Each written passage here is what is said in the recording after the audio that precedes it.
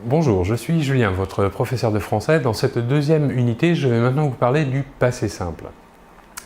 Alors, pourquoi est utilisé le passé simple? Le passé simple est utilisé pour décrire une action qui a eu lieu et qui s'est achevée dans le passé.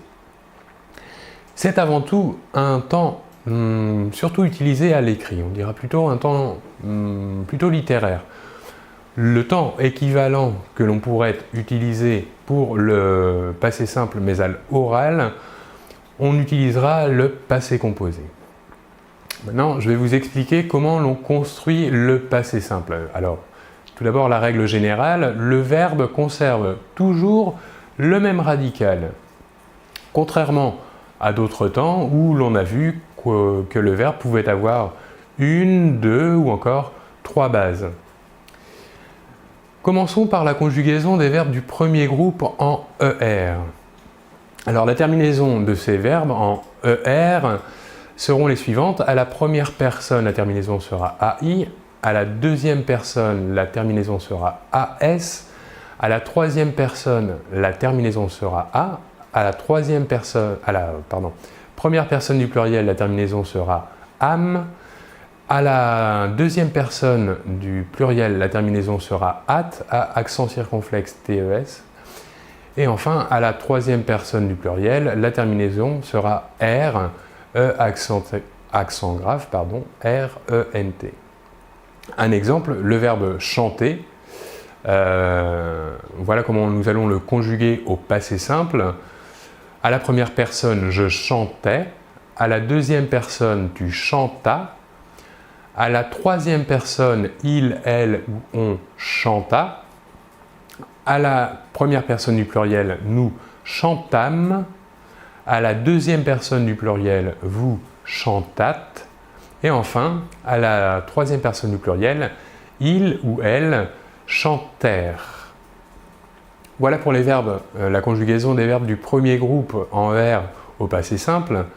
Voyons maintenant la conjugaison des verbes se terminant en ir, par exemple finir, partir. Deux exceptions néanmoins, le verbe courir et le verbe mourir. Alors, les terminaisons des verbes en IR au passé simple seront les suivantes. À la première personne, nous aurons deux possibilités, ISC, au 1, INSC.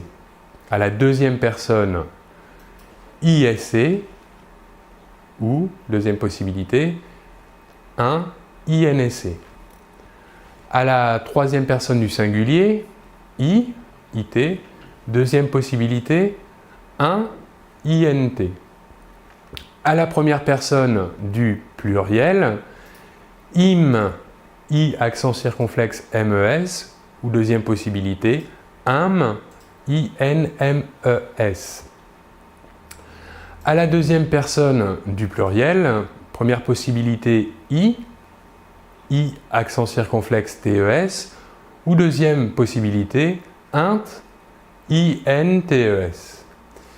Enfin, à la troisième personne du pluriel, il, elle, première possibilité IR, IRENT, et deuxième possibilité, INR, INRENT.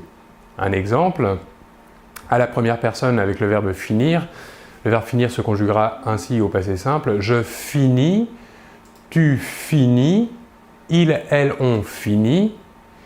À la première personne du pluriel, nous finîmes.